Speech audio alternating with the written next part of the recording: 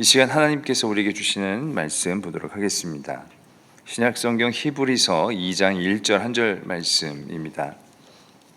제가 가지고 있는 신약성경 354면에 있는 히브리서 2장 1절의 말씀, 1절의 말씀을 다 함께 봉독 드리도록 하겠습니다. 2장 1절의 말씀입니다. 그러므로 우리는 들은 것에 더욱 유념함으로 우리가 흘러 떠내려가지 않도록 함이 마땅하니라. 아멘. 하나님의 말씀입니다. 오늘도 예배드리는 여러분들 가운데 하나님의 은혜가 가득하시기를 주님의 이름으로 축복합니다. 오늘도 하나님께서 이 예배를 통하여서, 말씀을 통하여서 우리에게 역사하시기를 주님의 이름으로 축복합니다. 예수님께서 이 땅에 오셔서 산에서 우리에게 가르치신 그 내용이 마태복음 5장에서 7장까지 기록이 되어 있습니다. 우리는 그 말씀을 산상수훈 또는 산상보훈이라고 그렇게 이야기를 합니다. 근데 그 중에서 이제 말씀을 쭉 읽다 보면 마태복음 6장에서 주님은 우리에게 염려하지 말라라는 그런 말씀을 하고 계십니다. 6장 25절부터 34절의 말씀을 보면 그 말씀이 기록이 되어 있는데요, 우리에게 염려하지 말라는 말씀을 반복해서 하고 계시는 것을 보게 됩니다. 25절 말씀을 보면 이렇게 우리에게 말씀을 하고 있죠. 그러므로 내가 너희에게 이르노니 목숨을 위하여 무엇을 먹을까, 무엇을 마실까, 몸을 위하여 무엇을 입을까 염려하지 말라라는 그런 말씀을 우리에게 하고 계십니다. 그리고 또 우리에게 이런 말씀을 하시는데요, 너희 중에 누가 염려함으로 그 키를 한 자나 더할 수 있겠느냐라는 말씀을 하고 있습니다. 우리가 염려를 해도 키가 우리의 힘으로, 우리의 염려로 자라날 수 없다라는 그런 말씀을 하고 계십니다.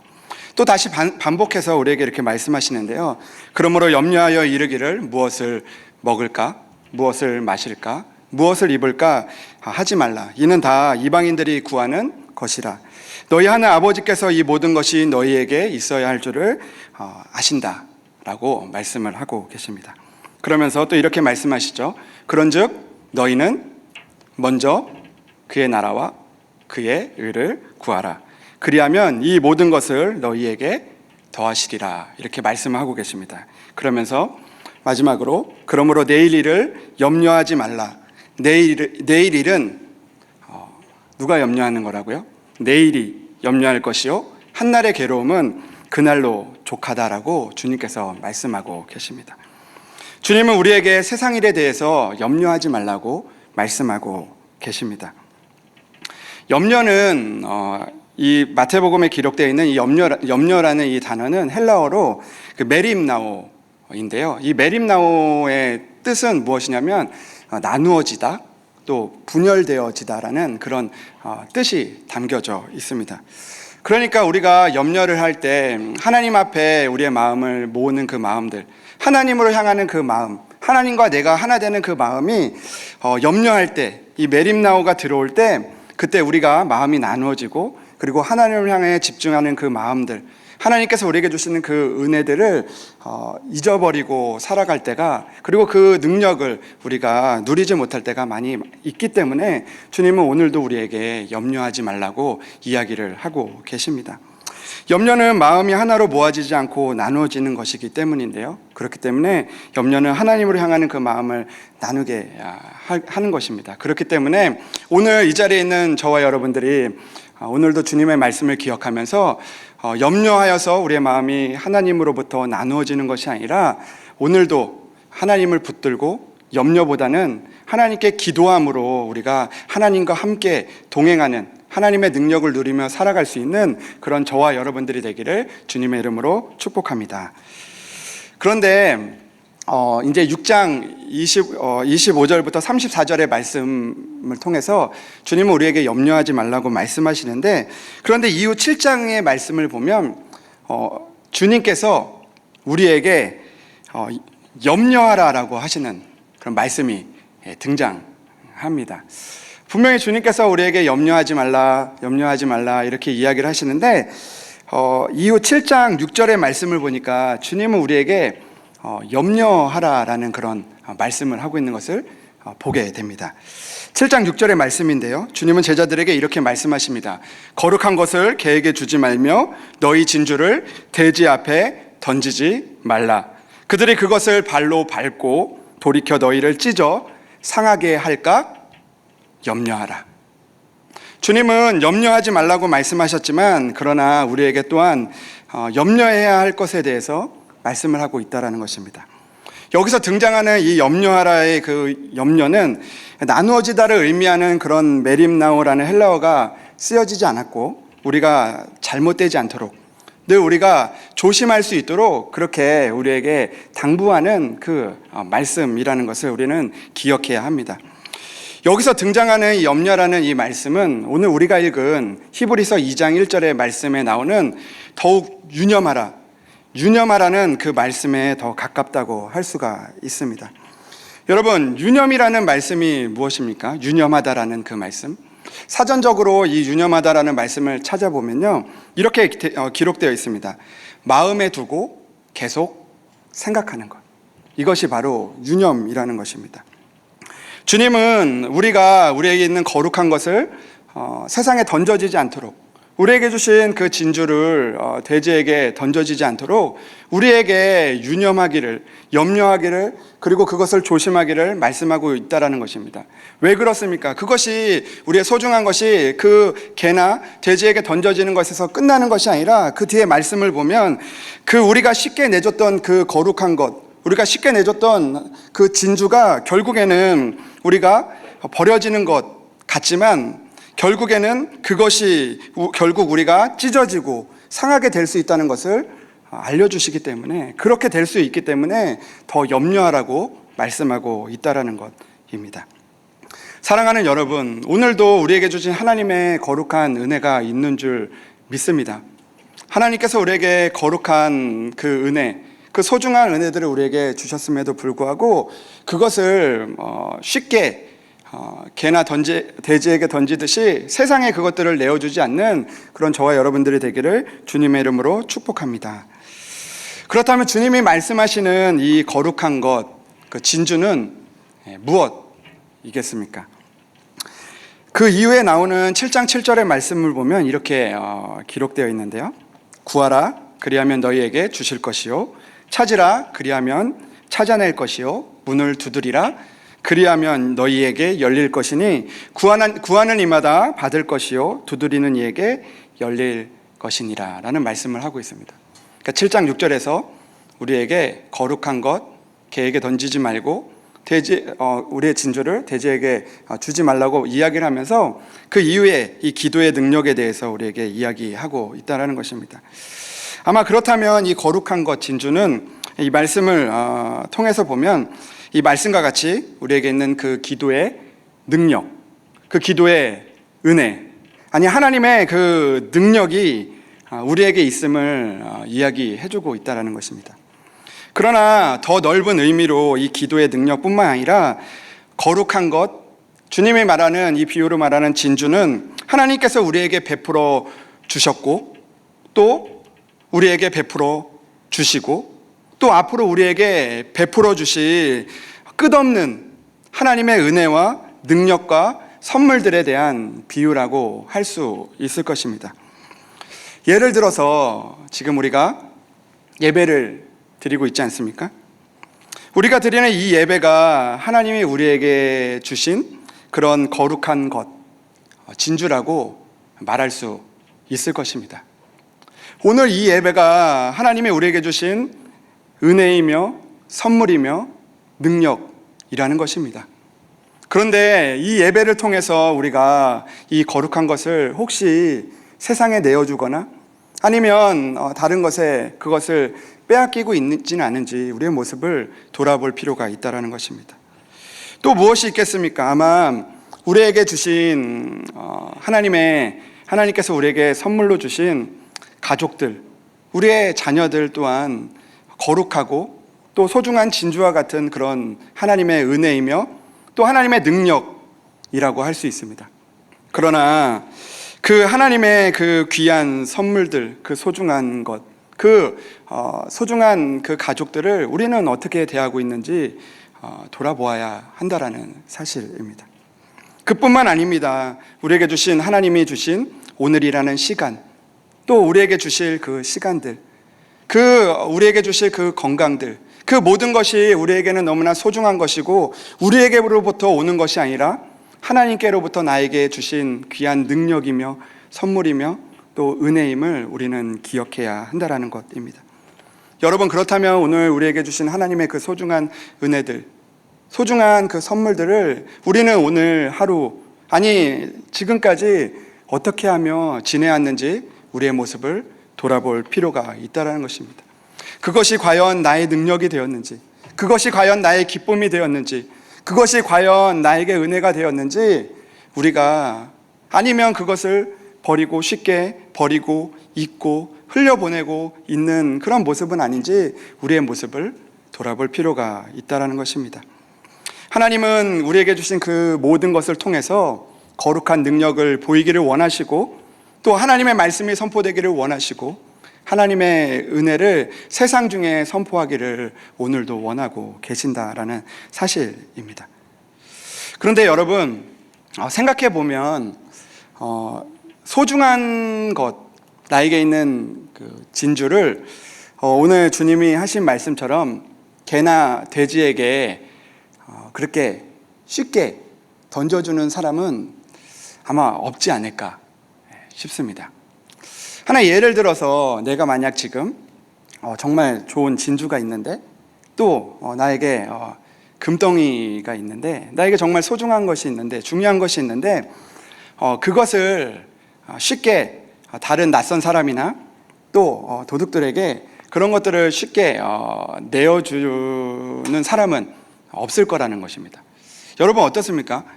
여러분들에게 만약에 정말 큰 이런 비유를 드려서 죄송하지만 큰 가방 안에 거금의 돈이 들어있는데 그것을 누구에게, 낯선 사람에게 주실 분이 혹시 계십니까? 그렇게 하기가 쉽지 않다라는 것입니다. 소중한 것을 개에게 주는 사람, 그리고 진주를 돼지에게 주는 사람은 아마 없을 것입니다. 그런데 왜 주님께서 이 말씀을 우리에게 하고 있는 것입니까? 그것은 그 거룩한 것, 그 진주에 대한 그 가치를 발견하지 못하기 때문에, 그 은혜를 우리가 쉽게 은혜인 줄 모르고 잊고 있기 때문에 그 하나님의 능력이, 우리의 기도의 능력이, 예배의 능력이, 그리고 또 성령 충만의 그 능력이 그 능력임을 알지 못하기 때문에 그것을 너무나 쉽게 세상 가운데 내어줄 때가 많기 때문에 오늘 주님께서 우리에게 그것을 염려하라고 말씀하고 있는 것 아니겠습니까? 그 알렉산더의 개라는 그런 하나의 일화가 있는데요. 그 천하를 이렇게 호령했던 그런 알렉산더 그 대왕이 자신의 그 친한 친구로부터 그 귀한 선물을 이렇게 받게 되는데요. 그 선물이 뭐였냐면 이 알렉산더 대왕이 무엇을 좋아했냐면 이 사냥을 좋아했다고 합니다. 그래서 사냥을 너무 좋아했는데 그 친구가, 알렉산더의 친구가 너무나 잘 훈련된 그 사냥개 2마리를 이 알렉산더 대왕에게 선물로 준 겁니다. 평소에 사냥을 좋아하던 이 알렉산더 대왕이 이 사냥개를 2마리를 받으니까, 그리고 또 너무 훌륭한 사냥개라고 하니까 기분이 너무 좋았습니다. 그래서 그 친구의 말을 듣고 며칠이 지나지 않아 그 사냥개를 데리고요, 이제 사냥에 나가게 되죠. 2마리를 데리고 사냥을 막 하는데 저쪽에서 토끼가 막 지나가는 겁니다. 이 알렉산더 대왕이 토끼가 지나가니까 이제 기대를 하는 겁니다. 이 뛰어난 사냥개 아닙니까? 그래서 토끼를 뛰어가서 잡을 줄 알았는데 그냥 멍청하게 그 토끼를 보고 있는 겁니다. 지나가도록. 그리고 또 토끼가 저쪽에서 지나가는데 또 그대로 멍하게 그 토끼를 지켜보는 이 사냥개 2마리의 모습을 보니까 이 알렉산더 대왕이 너무 화가 난 겁니다. 왜냐하면 이 사냥개에 대한 실망과 또 친구에 대한 그 믿음이 깨지면서 이 사냥개를 칼로 그 자리에서 바로 즉시 죽여버렸다고 합니다. 그리고 화가 나서 그 자리에서 사냥개 2마리를 죽여버리고 그리고 선물한 친구를 불러서 이렇게 호통을 쳤다고 합니다. 토끼 한 마리도 잡지 못하는 이 볼품없는 개를 왜 내게 선물했는가? 바로 앞에 지나가는 토끼도 못 잡는 그 쓸모없는 사냥개들을 내가 모두 죽여버렸다네, 이렇게 화를 냈다고 합니다. 그때 이 친구애가 이 대왕의 말을 듣고 한참 동안 실망한 표정을 한 후에 이렇게 굉장히 아쉬워하고 안타까워하는 모습으로 이렇게 이야기했다고 합니다. 대왕이시여, 그 사냥개들은 토끼를 잡기 위해 훈련된 개들이 아닙니다. 그 개들은 호랑이와 사자를 사냥하기 위해 그렇게 오랜 시간 훈련받은 그런 사냥개들입니다. 그 사냥개들을 죽여버리다니 참 마음이 안타깝습니다 라는 그런 이야기를 했다고 합니다. 그제서야 알렉산더 왕은 땅을 치며 후회를 했다는 겁니다. 내가 이 사냥개에 대한 가치를 몰랐기 때문에, 내가 그 소중하고 그 안에 있는 그 능력을 몰랐기 때문에 세상에서 제일 잘 훈련되고 심지어는 호랑이와 사자를 사냥할 수 있는 그런 좋은 사냥개, 좋은 선물을 한순간에 잃어버리게 되었구나라는 그런 한탄을 했다고 합니다. 여러분, 이 이야기를 들으면서 우리의 자신을 돌아보아야 할 것입니다. 우리는 참 하나님께 많은 은혜를 선물로 받았습니다.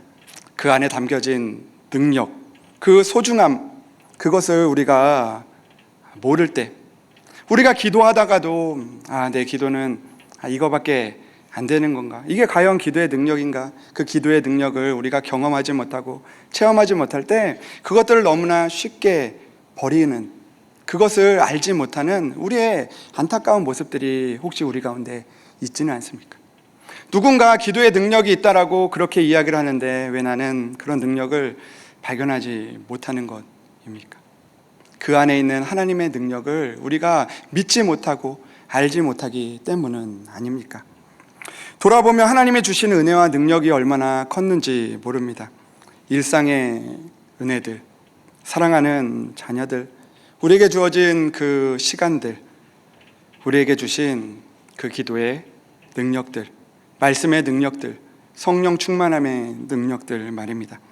그러나 우리는 여전히 그 안에 있는 능력이 지금 눈에 보이지 않는다고 해서, 지금 내 앞에 나타나지 않는다고 해서 그것들을 세상에 내어주고 있지는 않은지 우리의 모습을 다시 한번 염려함으로, 다시 한번 주님의 말씀을 유념함으로 기억해야 한다라는 것입니다.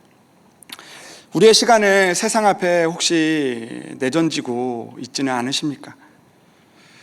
거룩한 자녀들을 등수라는 것 앞에서 우리의 자녀들을 쉽게 내어주고 있지는 않으십니까? 우리의 연약해진 그 질병 앞에서 하나님을 향한 그 마음들, 하나님을 향한 그 부르짖음을 혹시 내던지고 있지는 않으십니까? 바쁘다고, 성공해야 한다고, 스펙이라는 것 앞에서 거룩한 것을 혹시 우리는 던지고 있지는 않으십니까? 사랑하는 여러분, 오늘 이곳에 있는 것이, 우리가 예배의 자리에 있는 것이, 이곳뿐만 아니라 가정에서 예배의 자리를 지키는 그것이 정말 소중한 능력임을, 거룩한 능력임을 우리는 오늘도 기억하기를 주님의 이름으로 소망합니다. 혹시 여러분 기억날지 모르겠지만, 기억하시겠지만, 기억하시리라 믿고요. 연초에 그 담임 목사님께서 그 전신갑주에 대한 그런 말씀을 6주간 전해 주셨던 적이 있습니다. 다들 기억하시죠? 네, 아멘인 줄 믿습니다. 그런데 제가 그때 아직도 기억나는 것이 그때 이제 케냐 의료 선교를 다녀와서 주일날 오전에 이제 한국에 도착해서 이제 그 예배를 참석을 했었는데요. 그때 이 전신갑주의 그 시리즈가 시작되던 그런 때였습니다. 그런데 그때 아직도 기억나는 그 말씀 중에 하나가 이런 말씀입니다. 하나님께서 성도들에게 전신갑주를 입으라고 하십니다. 이것은 지금 우리의 삶의 자리가 어떠한지를 설명하고 있습니다.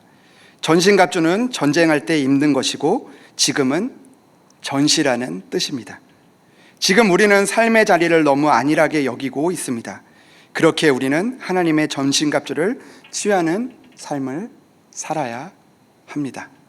라는 그 말씀을 마음 가운데 새겼던 그런 적이 있었습니다. 여러분, 성경은 우리에게 이렇게 말씀하고 있습니다. 에베소서 6장 13절 말씀에 그러므로 하나님의 전신갑주를 취하라. 이는 악한 날에 너희가 능히 대적하고 모든 일을 행한 후에 서기 위함이라. 아멘. 놀라운 것은 이 말씀을 하고 코로나가 나았다는 겁니다. 네. 아마 주님께서는 이런 코로나 상황뿐만 아니라 우리에게 있는 이런 세상이 전신갑주를 입어야 할 만큼 그런 전시임을 우리에게 기억하기를 원하시는 것 같습니다. 너무나 안일하게 전신갑주를 벗어버리는 우리의 모습 속에서 주님은 다시 한번 이 모든 과정을 통해서 우리에게 주어지는 상황을 통해서 다시 한번 전신갑주를 굳게 취하고 그것을 입고 주님께 나아가기를 원하고 계신다라는 사실입니다. 사무엘상 17장 말씀을 보면요, 다윗의 이야기가 나오는데요. 사무엘상 17장에 이스라엘 군대와 그 블레셋 군대가 이제 전쟁을 하게 되는 그런 장면이 나옵니다. 사울과 이스라엘 백성들이 골리앗의 블레셋으로 인해서 떨고 있지 않았습니까? 그런데 그때 다윗이 이제 사울 앞에 등장을 합니다.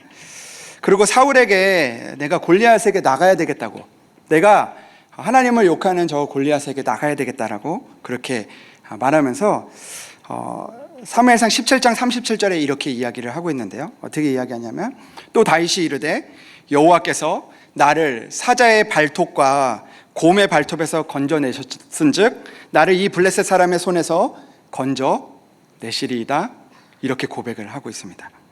그런데 그 고백을 하고 있는 이 다윗에게 사울이 뭐라고 이야기하냐면 이렇게 이야기합니다. 그 하반절인데요. 다윗에게 이르되 가라, 여호와께서 너와 함께 계시기를 원하노라, 이렇게 이야기를 해주고 있습니다. 여러분 어떻습니까? 다윗이 나가고 사울이 여호와께서 너와 함께 계시기를 원하노라라고 그렇게 축복을 하고 있죠. 그러면서 사울이 골리앗에게 나가는 그 다윗에게 자기의 군복을 벗어서 입힙니다. 노투구를 벗어서요 다윗의 머리에 씌우고, 그리고 자기의 갑옷을 벗어서 다윗에게 그 갑옷을 입힙니다. 그는 자기의 군복을 다윗에게 입혀주고 노투구를 다윗의 머리에 씌워주고 갑옷을 입혀줍니다. 참 따뜻한 장면이죠. 골리앗을 위해 이스라엘 백성들을 향해서 나가는 그 다윗에게 자신의 왕의 그 투구와 갑옷을 벗어주는 그런 장면입니다. 그리고 하나님께서 너와 함께 계시기를 원한다라고 그렇게 이야기를 하고 있죠. 그런데 여러분, 우리가 이 모습을 통해서 다윗이 아닌 그런 사울의 모습을 좀 돌아보기를 원합니다. 다윗이 그 갑옷을 입었을 때 이런 이야기를 성경에 이렇게 기록되어 있습니다. 사울의 것이 아니어서 맞지 않았다라는 그런 이야기를 하고 있습니다. 다윗에게 익숙한 것이 아니었다라고 이야기를 합니다. 그렇다면 여러분, 우리는 다시 한번 이 말씀을 좀 뒤집어서 이렇게 생각해 보기 원합니다. 그러면 그 갑옷이 익숙한 사람이 누구입니까? 그 갑옷의 주인은 누구입니까? 그 갑옷은 바로 사울의 갑옷 아니었습니까? 그의 전신 갑주였다라는 것입니다. 사울의 갑옷은 누구에게 주기 위해서 존재하는 것이 아니라 자기가 그것을 입고 동여매고, 그리고 그 전쟁터에 골리앗에게 나가기 위해서 그에게 허락된 갑옷이었다라는 것입니다. 그에게 허락된 전신갑주였다라는 것입니다. 누구에게 던져주기 위해서, 누구에게 입혀주기 위해서 존재하는 그런 갑옷이 아니라 나를 위해서, 내가 그 전쟁터에 나가서 하나님의 능력을 보여주기 위한 그 갑옷이었다라는 것입니다. 그런데 여러분, 그 갑옷을 다윗에게 너무 쉽게 내어주지 않습니까? 그것은 따뜻함이 아니라 어리석음이고 하나님의 능력을 내려놓는 그런 모습일 것입니다. 사울이 다윗에게 이렇게 이야기하죠. 가라, 여호와께서 너와 함께 계시기를 원하노라. 여러분, 참 좋은 말입니다. 우리에게 필요한 말입니다. 그러나 이 상황에서 사울이 해야 하는 이야기는 여호와께서 너와 함께 계시기를 원하노라라는 그런 이야기가 아니라 하나님께서 나와 함께 하시기를 원하노라, 하나님께서 나와 함께 하시기를 원하노라라는 그런 고백이 나와야 하는 그런 상황이었다라는 것입니다. 여러분, 사울이 축복해야 하는 것은 다윗이 아니라 자신이었습니다. 여호와께서 너와 함께 하시기를 원하노라라는 그런 고백보다 먼저 여호와께서 나와 함께 계심을 믿노라라는 그런 믿음의 고백이 우리에게 있어야 할 것입니다. 사랑하는 여러분, 이것이 우리의 모습일 때가 참 많이 있지 않습니까?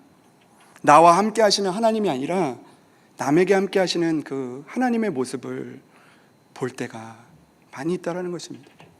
여전히 하나님께서 나와 함께 하시기를 원하고, 내가 그 가운데 나가기를 원하고, 내가 전신갑주를 입고 나아가기를 원하는데, 내가 나에게 함께 하시는 그 하나님을 고백하기보다 하나님은 저 사람과 더 함께 하시지, 하나님은 내가 아니라 저 사람을 원하시지라는 그런 마음이 우리에게 찾아올 때가 있지 않습니까? 나는 이미 나이가 많은데 내가 어떻게 이 능력을 행하겠어라는 그런 마음들이 우리에게 찾아올 때가 있지 않습니까? 나의 기도의 능력이 무슨 능력이 있을까라는 그런 마음으로 혹시 그 기도의 능력을 내려놓고 있지는 않으십니까? 나 같은 사람이, 내 자녀 같은 사람이 골리앗 앞에서 무슨 내가. 그러나 여러분, 다윗을 보십시오. 그는 하나님의 능력을 믿었습니다. 그에게 있던 그 물맷돌을 흘러가는 물 위에 흘려보내지 않고 그것들을 굳게 잡고 하나님이 나와 함께 계심을 믿고 나아갔음을 보게 합니다. 그것이 골리앗을 쓰러뜨리는 하나님의 능력이 되었던 것입니다. 그가 이렇게 고백하고 있지 않습니까? 나는 만군의 여호와의 이름, 곧 너가 모욕하는 이스라엘 군대의 하나님의 이름으로 내게 나아간다라고 그렇게 고백을 하고 있습니다. 너가 나아가는 것이 아니라, 다른 사람이 나아가는 것이 아니라 내가 하나님의 능력으로 그 골리앗 앞에 나아간다라고 그렇게 고백을 하고 있는 것입니다. 여러분, 이 고백이 우리의 삶 가운데 혹시 사라지고 있지는 않습니까? 오늘 예배를 드리면서도 나에게 있는 그 기도의 능력, 말씀의 능력, 하나님이 주신 그 은혜와 그 사랑과 그 시간들, 그 모든 은혜들을 내 것이 아닌 다른 사람의 것으로 생각하며 살아가고 있지는 않으십니까? 참 세상이 골리앗과 같은 세상이 되어가고 있습니다. 그 골리앗과 같은 세상 가운데서 내가 무엇을 할 수 있을까라는 그런 회의도 들기도 합니다. 나 같은 사람이, 내가. 그러나 하나님이 원하시는 것은 우리에게 있는 그 전신갑주를 우리가 입고 나아가는 것일 것입니다. 그런데 여러분, 말씀을 또 읽다 보니까 사무엘하 11장으로 넘어가면 이 하나님 여호와의 이름으로 나아갔던 그 다윗이 하나님 앞에서 범죄하는 그 장면이 등장합니다. 바로 사무엘하 11장 말씀인데요. 사무엘하 11장 2절의 말씀을 보면 이렇게 기록되어 있습니다. 저녁 때에 다윗이 그의 침상에서 일어나 왕궁 옥상에서 거닐다가 그곳에서 한 여인이 목욕을 하는데 심히 아름다워 보이는지라.